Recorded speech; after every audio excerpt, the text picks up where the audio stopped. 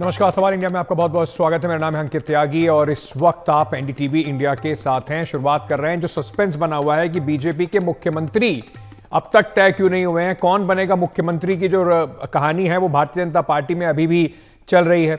मध्य प्रदेश, राजस्थान और छत्तीसगढ़ के तीनों राज्यों के जो चुनाव के नतीजे हैं वो 3 तारीख को आ गए थे। आज 7 तारीख हो गई है और भारतीय जनता पार्टी में मंथन जो है अभी भी मुख्यमंत्री को बनाने पर चल रहा है। सस्पेंस अभी भी बना हुआ है। सीएम के चेहरे को लेकर कुछ कुछ संकेत जरूर मिल रहे हैं, लेकिन बीजेपी अक्सर अपने कुछ फैसलों से लोगों को अचंभित कर देती है, चौंका जरूर देती है। तो बड़ा सवाल यह है कि अभी इन राज्यों में मुख्यमंत्री कौन बनेगा। क्या पुराने जो सत्रप हैं, पुराने बड़े नेता, 3 जो नेता को हम आपको दिखा रहे हैं, शिवराज सिंह चौहान एक तरफ, वसुंधरा राजे बीच में और उसके बाद रमन सिंह, क्या मध्य प्रदेश, राजस्थान, छत्तीसगढ़ में इन्हीं को कमान मिलने वाली है, या इस वक्त जेनरेशनल चेंज यानी कि बीजेपी में जो जीत के बाद नए लोगों को लाने की कवायद है वो यहां पर देखने को मिलेगी। जिन लोगों के नाम पर, मुख्यमंत्री के नाम पे रेस में है, लेकिन बीजेपी आलाकमान इस मामले पे चुप्पी अभी साधे हुई है। जिस तरीके से बीजेपी आलाकमान ने पिछले कई सालों में राज्यों में चुनाव के बाद मुख्यमंत्री के नाम तय किए हैं, उसे देखते हुए लगता है कि एक नाम को अगर आप देखें तो कहा जा सकता है कि किसी का नाम लेना भी जोखिम से भरा हुआ होगा। मतलब अगर आप किसी पे कयास लगा रहे हैं तो समझ लीजिए कि अभी आप बीजेपी उससे बिल्कुल पलट ही करने वाली है। सभी राज्यों में जनता भी बेसब्री से इंतजार कर रही है कि इन राज्यों के मुख्यमंत्री कौन होंगे। एक एक करके चलते हैं और थोड़ा समझने की कोशिश करते हैं कि क्या क्या किस किस राज्य में हो रहा है।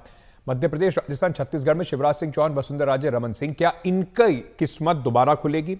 शिवराज सिंह चौहान चौथी बार मुख्यमंत्री बनेंगे, वसुंधरा राजे तीसरी बार मुख्यमंत्री बनेंगी, रमन सिंह तीसरी बार मुख्यमंत्री बनेंगे, या फिर इन्हीं राज्यों में कुछ बदलाव हो सकता है?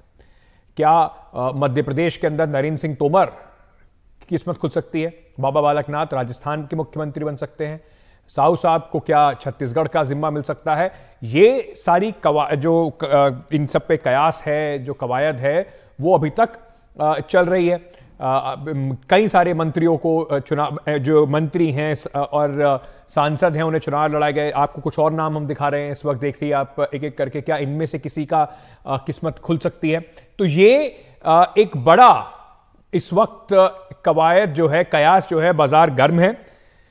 कहां पहुंच रहे हैं, कहां पर क्या हो रहा है, क्या चल रहा है, इन सब की जानकारी सबसे बेहतर हमारे सहयोगी अखिलेश शर्मा को रहती है कि कम से कम सोच विचार किस बातों पर हो रहा है।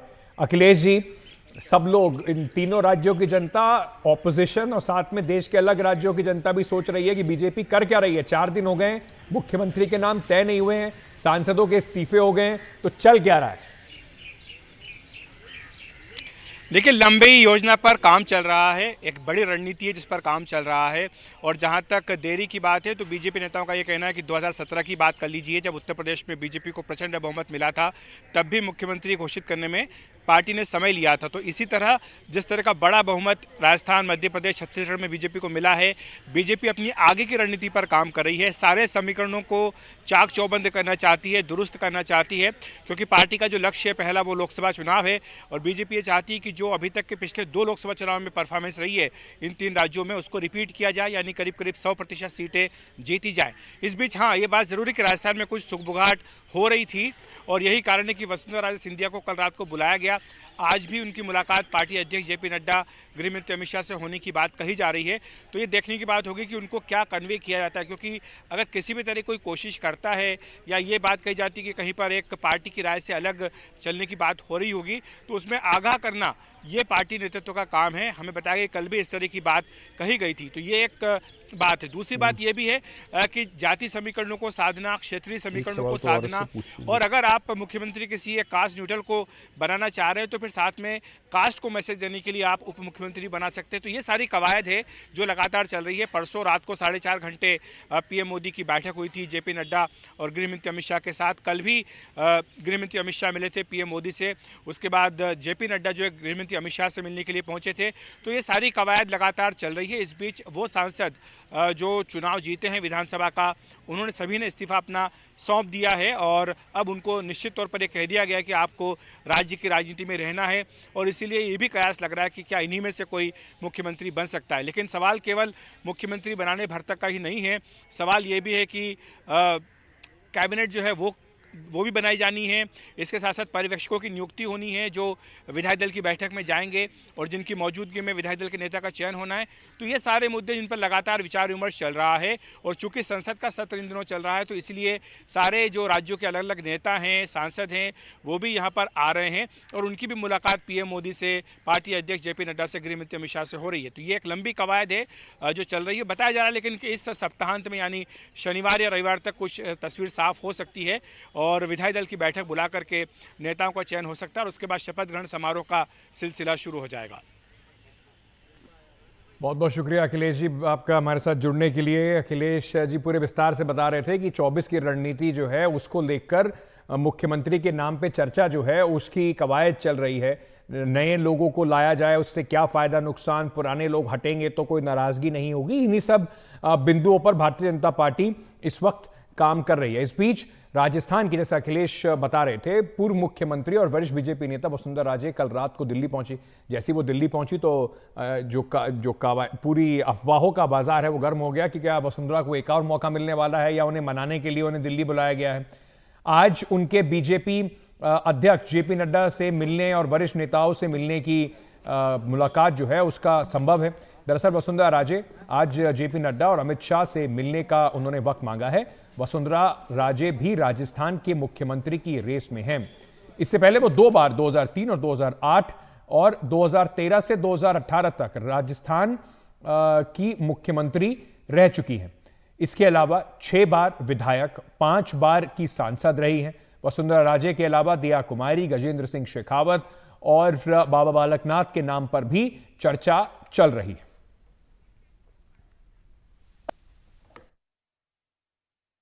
वसुंधरा राजे का दिल्ली जाना अपने आप में बहुत अहम है। अब इसके 2-3 कारण हो सकते हैं। एक तो ये कारण हो सकता है कि वसुंधरा राजे जो है यहाँ पर काफ़ी लोगों से मिल रही थी, काफ़ी समर्थक उसको आ रहे थे उनको मिलने के लिए और इसको लेकर कहीं न कहीं हो सकता है बीजेपी नर्वस हुई हो। दूसरी बात ये भी है कि लोकसभा इलेक्शन है। इस इलेक्शन में भी बीजेपी ने एकजुटता का संदेश दिया था। वसुंधरा राजे के साथ उनके जो सपोर्टर्स थे, उनके जो एमएलएज थे, उनको टिकटें मिली थी दूसरे और तीसरे लिस्ट में और उनके साथ ये चुनाव लड़ा गया था। सबसे ज़्यादा सभाएं वसुंधरा राजे ने की हैं विधानसभा चुनाव में और उनमें जो 50 से ज़्यादा सभाएं की हैं उसमें से 30 से ज़्यादा विधायक जीत के आए हैं। जाहिर है कि वो विधायक उनका शुक्रिया अदा करने के लिए उनके पास आ रही थी। लेकिन क्योंकि विधायकों का जमावड़ा लगा हुआ था, 2-3 दिन से लगातार आना-जाना लगा हुआ था, कुछ विधायक तो बाहर आकर ये भी कह रहे थे कि हम चाहते हैं कि वसुंधरा राजे मुख्यमंत्री बने। तो ये सबको लेकर हो सकता है कहीं न कहीं बीजेपी नर्वस हुई हो और बीजेपी को ये भी एक्सेप्ट करना पड़ा है कि वसुंधरा फैक्टर एक इम्पोर्टेंट फैक्टर है राजस्थान की राजनीति में और जो भी अगला सीएम बनता है उसको वसुंधरा, अगर वो नहीं बनती है खुद, तो वसुंधरा राजे का आशीर्वाद उसके लिए ज़रूरी है ताकि वो बीजेपी एकजुट होकर लोकसभा चुनाव भी लड़ सके। तो ये कुछ बातें रही हैं कि वसुंधरा राजे को दिल्ली बुलाया गया है। दूसरा ये भी बात हो सकती है कि उनसे राय की जाएगी कि जो भी पार्टी चाहती है कि जो भी मुख्यमंत्री का चेहरा हो, वो एक इस तरह से कैंडिडेट हो कि जिसके पीछे सब लोग उस कैंडिडेट को बैक करें। क्योंकि आप जानते हैं कि बीजेपी ने अपने आप में 7 एमपीज़ को यहाँ पर चुनाव लड़वा के और पार्टी ने उनको राजस्थान की राजनीति में उतार के केंद्र की राजनीति से हटा के राजस्थान की राजनीति में उतार के एक तरह से पावर सेंटर क्रिएट कर दिए हैं। बीजेपी में कई विकल्प हैं, मुख्यमंत्री के कई चेहरे हैं, हमने उन सब चेहरों को डिस्कस भी किया है। वसुंधरा राजे हैं, गजेंद्र सिंह शेखावत है, ओम माथुर है, सुनील बंसल है, अर्जुन राम मेघवाल है, जो मंत्री है उनका नाम तो है ही, और इसके अलावा किरोड़ी लाल मीणा है, दिया कुमारी है, बाबा बालकनाथ है। तो ये जो सारे नाम हैं जो केंद्र में मंत्री भी हैं और जो यहाँ पर राज्यवर्धन राठौड़ भी है, संगठन के लोग हैं या फिर डेप्यूटी सीएम और सीएम का फॉर्मूला लेके बीजेपी आएगी, कई चीजें चर्चाएं में हैं। लेकिन एक फैक्टर साफ है कि वसुंधरा फैक्टर जो है उससे कोई भी इनकार नहीं कर सकता है और राजस्थान की राजनीति में बीजेपी की जो सेलिंग स्मूथ हो उसको लेकर कहीं ना कहीं वसुंधरा राजे को बुलाकर उनसे बातचीत कर कर बीजेपी ये भी चाहती है कि जो एकजुटता का संदेश वो विधानसभा में उन्होंने दिया है वही संदेश वो लोकसभा चुनाव में भी दे पाए। चलिए, तो विस्तार से हमारी सहयोगी हर्षा आपको बता रही थी कि इसके मतलब क्या है और राजस्थान में किस तरीके की इस वक्त सुगबुगाहट है मुख्यमंत्री के नाम को लेकर। संजय सिंह वरिष्ठ पत्रकार इस वक्त हमारे साथ जुड़ रहे हैं, रेणु मित्तल जी भी हैं, वो भी वरिष्ठ पत्रकार हैं। आप दोनों का बहुत बहुत स्वागत। संजय जी, भारतीय जनता पार्टी ने इस बार के चुनाव में कैंडिडेट बड़ी जल्दी घोषित कर दिए थे। लोगों को लग रहा था कि बीजेपी जो बिल्कुल अंत तक कैंडिडेट के नाम रोक के रखती है, इस बार उन्होंने सबसे पहले नाम घोषित कर दिए, लेकिन मुख्यमंत्री का जो नाम है उसको घोषित करने में इतनी देरी क्यों लग रही है? देखिए, कैंडिडेट नाम पहले घोषित कर दिए, जल्दी घोषित कर दिए तो नतीजे सामने आ गए अच्छे। अब ये है कि नतीजे सामने आ गए अच्छे तो मुख्यमंत्री भी उसी तरह से हो। कई बार ये होता है कि किसी चीज की बड़ी यज्ञ की तैयारी होती है तो पूर्णाहुति होते होते थोड़ा समय लग जाता है, तो वो सही दिशा में हुआ है। और ये इंटरेस्टिंग है, ये जब तक चलेगा तब तक लोगों का इंटरेस्ट काफी अलाइव है इसमें। और अलाइव होने का साथ में जितने नाम चलते हैं उसके साथ उनके जो समर्थक हैं, जो सिंपैथाइजर्स हैं या बाकी लोग हैं, वो लोग भी उस समय पे बड़े उत्साहित होते हैं और उत्साह भी जगाते हैं। दूसरा है कि बीजेपी को लेकर के ये जो परिपाटी एक हो गई है कि गेस करो, आकलन करते रहो, लेकिन निश्चित तौर से पे अगर आप जब कोई नाम पिक मत करें वरना आप गलत जी। साबित हो जाएंगे। तो इसमें भी एक लोगों के बीच में कई बार ये मनोरंजन का भी विषय होता है, कई बार सीरियसनेस का भी विषय होता है। लेकिन जो बात अखिलेश कह रहे थे कि वीकेंड तक, सप्ताहांत तक होगा, तो एक और चीज इस बीजेपी में होता है कि वीकेंड जो कहते हैं कि कोट एंड कोट जी खराब कर देते हैं, पर्टिकुलरली जर्नलिस्टों का। तो इस संभावना से इनकार आप नहीं किया जा सकता। ये 2014 से मोदी जी ने हर सैटरडे संडे को एक इवेंट बना लिया है और उसके बाद जो पत्रकार है उनकी सबसे बड़ी परेशानी आजकल यही हो गई है कि हर वीकेंड पे कुछ ना कुछ रहता है। लेकिन संजय जी, आप बिल्कुल ठीक कह रहे हैं, ऐसा कई बार लगता है कि जो नाम सबसे ज्यादा चर्चा में है वही नाम उसके लिए सबसे बड़ी दुख की खबर होती है। इनफैक्ट पिछले चुनावों के रिजल्ट के बाद मैं किसी नेता से बात कर रहा था, तो मैंने पूछा कि आपका नाम बहुत चल रहा है, उन्होंने कहा शुभ शुभ बोलो, नाम ना चले तो ही नंबर आएगा, नाम चल गया तो नंबर आने में बहुत मुश्किल होगी। रेणु मित्तल जी, अगर ये कांग्रेस में हो रहा होता, 4-5 दिन लग जाते तो अभी तक ये बात उठने शुरू हो जाती कि देखिए कांग्रेस वालों को पता नहीं है, बड़ी आपस में इनकी लड़ाइयां हैं, साथ नहीं पा रहे हैं। बीजेपी में अगर ऐसा होता है तो उसे स्ट्रैटेजी का नाम दे दिया जाता है। देखिए, फर्क है क्योंकि कांग्रेस कई बार टूट चुकी है, बीजेपी उनके एमएलएस को ले जा चुके हैं। पर देखिए, मेरा मानना है कि जिसकी सरकार सेंटर में होती है और स्टेट में भी उसको मेजॉरिटी है, तो आप अपने एमएलएस को खुला छोड़ सकते हो, कोई खतरा नहीं है कहीं से कि कोई पोच करेगा या नहीं करेगा। मेरे ख्याल में अभी 4-5 दिन ही हुए हैं, इतनी कोई जल्दबाजी नहीं है। टाइम लगता है कभी कभी सारे परमिटेशंस और कॉम्बिनेशंस देखने में, क्योंकि बहुत सारे लीडर्स हैं जो एस्पिरेंट्स हैं और बहुत सारे इन्होंने उतारे हैं, कोई फेस दिखाया नहीं तीनों असेंबली चुनाव में। तो उन सबको सेटिस्फाई करना, उनसे बात करना, उनके समर्थकों को लेना, किसको क्या पोजीशन देनी है, और पर्टिकुलरली वो एमपी जिन्होंने अब अपनी सीट रिजाइन कर दी है और अब वो असेंबली के मेंबर रहेंगे, तो जाहिर सी बात है कि उनके भी एस्पिरेशंस होंगे, उनको भी लगेगा कि मुझे कुछ। और जहां तक वसुंधरा का सवाल है, मेरा मानना है कि वसुंधरा राजे पास्ट टेंस हैं, जैसे कि अशोक गहलोत पास्ट टेंस हैं। उनका इस रिजल्ट से उनका अच्छा रिजल्ट आया है, पर उनको कुछ मिलने की संभावना नहीं है। मेरे ख्याल में वो अपने पर्सनल कारणों से भी दिल्ली आई थी, उनकी डॉटर इन लॉ बहुत बीमार है, उनको भी देखने आई थी, और उसके अलावा लीडर्स से भी बात करने, क्योंकि एक माहौल बन रहा था राजस्थान में कि इनको बहुत सपोर्ट मिल रहा है। तो देखिए, एमएलए वसुंधरा के पास हमेशा एमएलए रहे हैं, वो जब टिकट देती थी तो ज्यादा एमएलए थे। अभी इस बार भी उनके कहने पर टिकटें दी गई हैं उनके सपोर्टर्स को, तो वो तो साथ हैं इन द सेंस कि वो उनको थैंक यू करते हैं, उनसे बात करते हैं, मिलते हैं। इसका मतलब ये नहीं कि वो पार्टी तोड़ने जा रही है, मेरा बिल्कुल ये मानना नहीं है। मेरा मानना है कि जिसको मोदी जी चाहेंगे उसको चीफ मिनिस्टर बनाएंगे, और वसुंधरा राजे जो है उस रेस में नहीं है जैसे कि बाकी लोग कहते हैं कि है। मैं कहती हूँ कि नहीं, वो रेस में नहीं है, क्योंकि इनका इनिंग्स हो गया है और मोदी जी शायद बहुत ज्यादा उनको पसंद भी नहीं करते हैं एज ए लीडर। तो ये एक समस्या है वहां पर, और वो भी शायद ये बात को रियलाइज करती है। ठीक है संजय जी, मैं आपको इस पे लाना चाहता हूं, खास तौर से तीन जो पुराने बीजेपी के नेता हैं, बड़े नेता रहे हैं छत्तीसगढ़ में, रमन सिंह 2 बार मुख्यमंत्री रहे, शिवराज सिंह चौहान पे खास तौर से ऐसा नहीं है एक सक्सेसफुल मुख्यमंत्री रहे, 18.5 साल के एंटी इनकम्बेंसी के बाद भी बीजेपी ने उन्हें प्रोजेक्ट किया हो या ना किया हो, लेकिन एक प्रमुख चेहरे के तौर पर पूरे राज्य में घूम घूम कर उन्होंने ही वोट मांगे हैं। और वसुंधरा राजे, कितना आसान और मुश्किल होगा शिवराज सिंह चौहान को इतनी बड़ी जीत के बाद मध्य प्रदेश से हटाना, और क्या वसुंधरा को 2024 से पहले बिल्कुल इस तरीके से दरकिनार किया जा सकता है? देखिए, ये बड़ा ही ट्रिकी सिचुएशन है, मुझे लगता है इसीलिए टाइम लगा है।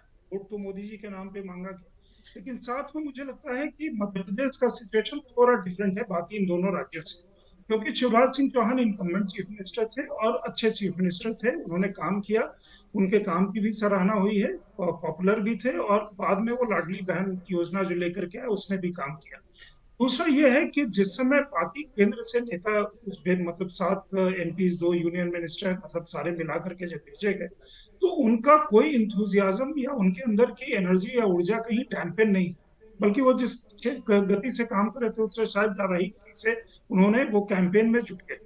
तो उनका मुझे लगता है कि थोड़ा सा पोजीशन वो डिफरेंट होगा शिवराज सिंह। दूसरी चीज और है कि शिवराज सिंह संगठन के साथ और केंद्र में सरकार के साथ, दोनों के साथ 100% सिंक में है और लगातार वो काम करते रहे। और एक आप देखिएगा, मुश्किलात ये जरूर हो सकती है, मान लीजिए अभी हम किसी को नहीं, जो भी मुख्यमंत्री होगा, क्योंकि आपके संघ में बगल में जो बैठेंगे, मान लीजिए नरेंद्र सिंह तोमर वहां है, तो नरेंद्र सिंह तोमर को आप कोई प्रभार देंगे या नहीं देंगे, या प्रहलाद सिंह पटेल है, ऐसे लोग, प्लस केंद्र में वहां राज्य में ऑलरेडी कई गद्दावार नेता है, वो जो बेंच स्ट्रेंथ है, वैसे तो बहुत बेंच स्ट्रेंथ बहुत ही स्ट्रांग होगी, लेकिन साथ जी। में एक अलग तरह का मैनेजमेंट का सिचुएशन जरूर पैदा करेगी, वहां भी, राजस्थान में भी और छत्तीसगढ़ में भी।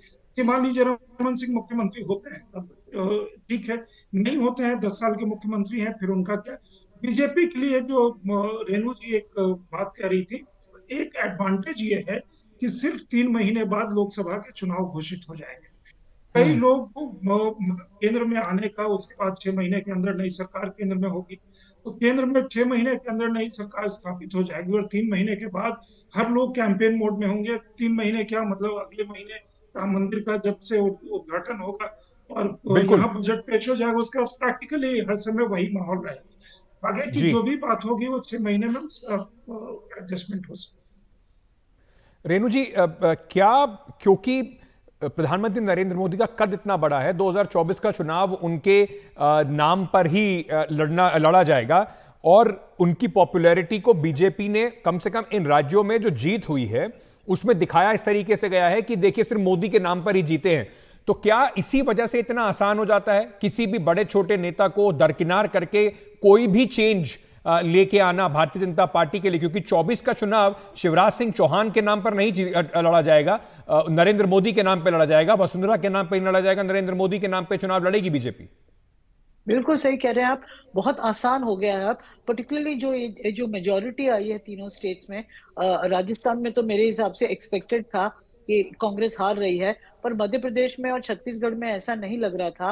तो जिस तरह से जो बम्पर क्रॉप मध्य प्रदेश में आया है और छत्तीसगढ़ में आया है, उससे एक कॉन्फिडेंस बूस्टिंग एक्सरसाइज है। आप हमको ये भूलना नहीं होगा कि मोदी जी ने शिवराज सिंह चौहान को हटाने की पहले भी कोशिश की थी, जब आरएसएस ने इंटरवीन करके वो अपनी कुर्सी पे बने रहे थे। तो मेरे ख्याल में अब उनके लिए बहुत अच्छा मौका है कि नया लीडरशिप ले आए तीनों स्टेट में। नया लीडरशिप का मतलब है नए लोग, नए आइडियाज, और एक उनका अपना जो पर्सनल जिनसे रैपोर होगा, मेरे ख्याल में वो उन्हीं को चूज करेंगे। और क्योंकि उनको पता है कि वो 24 का चुनाव इन लोगों के नाम पे नहीं, उनके अपने नाम पे होगा, तो जब उनके नाम पे होगा तो ये क्लियर हो जाएगा कि भाई कोई किसी को भी बिठा दें, बस एक यही है कि पार्टी में सबसे बात करके यूनिटी लाके वो सबसे बेस्ट ऑप्शन होता है। उसके अलावा जो है मेरे ख्याल में कोई इतनी मुश्किलें नहीं है बीजेपी के सामने, जैसा कि स्पेकुलेट हो रहा है। और कुल मिलाकर भारतीय जनता पार्टी के लिए सिर्फ एक ही सोच का विषय ये होगा कि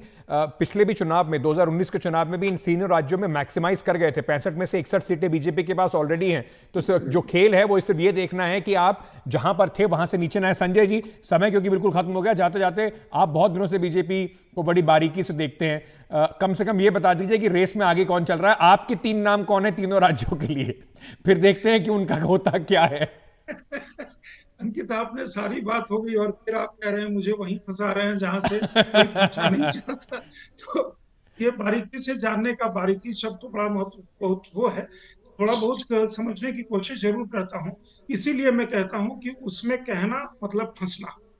तो इसलिए वो जब आएगा तब हम लोग देखेंगे। बाकी चर्चा जरूर होती रहेगी, चर्चा में इंटरेस्ट है। संजय जी अपने पत्ते खोलेंगे नहीं, जब ये नाम अनाउंस हो जाएंगे तो मैं संजय जी को बुला के पूछूंगा उनसे कि क्या यही सोच रहे थे वो नाम, क्योंकि आजकल बीजेपी में बड़ी दिक्कत है कि जिसका नाम अनाउंस हो जाता है उनका बेचारों का समझ लो नंबर वैसे ही थोड़ा कम हो जाता है। बहुत बहुत शुक्रिया संजय जी हमारे साथ जुड़ने के लिए। रेणु जी, आपका भी बहुत बहुत शुक्रिया हमारे साथ जुड़ने के लिए। छोटा सा एक ब्रेक ले रहे हैं, ब्रेक लेके वापस आ रहे हैं, खबरों का सिलसिला जारी है।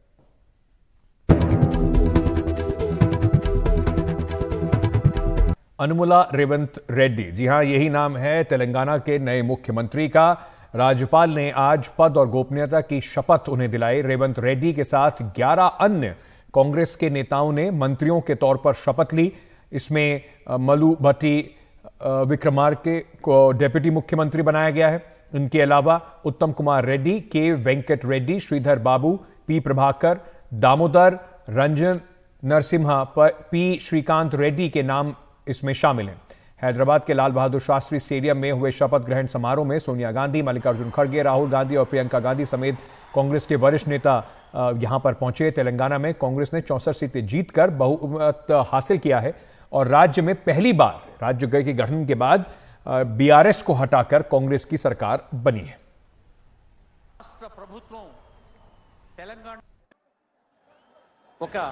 रेवंत रेड्डी ने तेलंगाना के दूसरे मुख्यमंत्री के तौर पर शपथ लिया है और उसके तुरंत बाद उन्होंने कहा कि वो किस तरह से केसीआर सरकार से अलग होंगे। पहली बात उन्होंने ये कही कि मेरी जो सरकार होगी वो प्रजा की सरकार है, यानी कि लोगों की सरकार है, जनता की सरकार है और इसलिए कोई भी तेलंगाना के उत्तर से हो, दक्षिण से हो, पूरब से हो, पश्चिम से हो, मेरे पास आकर अपनी बात कह सकता है और इसलिए उनके लिए मेरे दरवाजे हमेशा खुले रहेंगे। रेवंत रेड्डी कभी भी गवर्नमेंट में नहीं रहे हैं, हमेशा अपोजिशन पार्टी में रहे हैं, तो उनके लिए पहली बार होगी कि वो सरकार में हैं और मुख्यमंत्री के पद पर एडमिनिस्ट्रेटिव या मिनिस्टीरियल एक्सपीरियंस के बिना आ रहे हैं। लेकिन वो कहते हैं कि जो कांग्रेस की जो गारंटीज हैं उनको फुलफिल करने की कोशिश रेवंत रेड्डी करेंगे। उनके लिए 2 और चुनौतियां हम बता सकते हैं। एक तो ये कि कांग्रेस की गारंटियां फुलफिल करने के लिए जो पैसे चाहिए होंगे उनको कैसे जुटा पाएंगे, क्योंकि 2024 में ही चुनाव आने वाले हैं लोकसभा के और तब तक उनको ये बताना होगा कि जो हम कहते हैं वो करके भी दिखाते हैं। सोनिया माँ का नाम उन्होंने लिया, उन्हीं के साथ उन्होंने अपना एड्रेस पहला शुरू किया, ये कहते हुए कि सोनिया गांधी ने ही तेलंगाना का आविष्करण किया, एक तरह से उसको बर्थ उन्होंने ही दिया, तो उनको जो क्रेडिट मिलना चाहिए था वो अब तक नहीं मिला और अब वो मिल रहा है।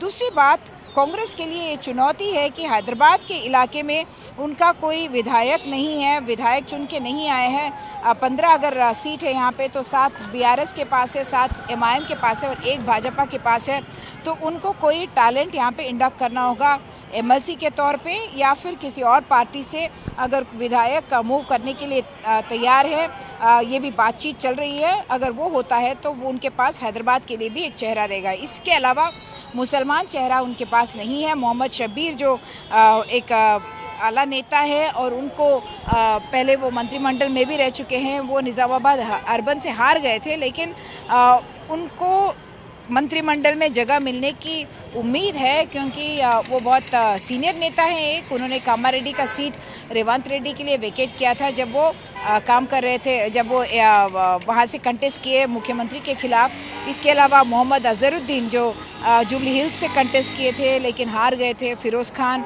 जो नामपल्ली से कंटेस्ट किए थे और वो हार गए थे, लेकिन उन्होंने अच्छी लड़ाई लड़ी थी।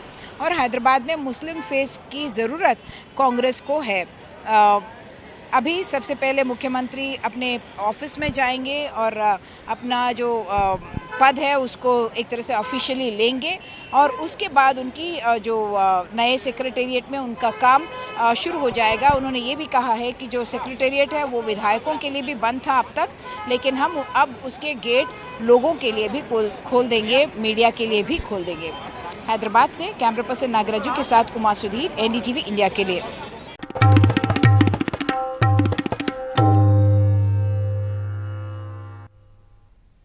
पैसे लेकर सवाल पूछने के मामले में आरोपी टीएमसी सांसद महुआ मोइत्रा पर एथिक्स कमेटी की रिपोर्ट कल लोकसभा में पेश हो सकती है। रिपोर्ट पेश होने के बाद सरकार की ओर से महुआ मोइत्रा की सदस्यता खत्म करने की मांग की जा सकती है। इस रिपोर्ट में तृणमूल कांग्रेस सांसद को रिश्वत लेकर सवाल पूछने के मामले में सदन से निष्कासित करने की सिफारिश की गई है। एथिक्स कमेटी के अध्यक्ष विनोद कुमार सोनकर ने रिपोर्ट सदन के पटल पर रख सकते हैं कल, माफ कीजिएगा। समिति ने 9 नवंबर को एक बैठक में महुआ मोइत्रा को लोकसभा से निष्कासित करने की सिफारिश करते हुए अपनी रिपोर्ट स्पीकर को दी थी। इस बीच बीजेपी ने अपने सभी सांसदों को लोकसभा में व्हिप जारी करके मौजूद रहने का आदेश दिया है। विपक्ष रिपोर्ट पर मत विभाजन मांग कर सकता है, इसलिए बीजेपी ने अपने सांसदों के लिए व्हिप जारी किया है।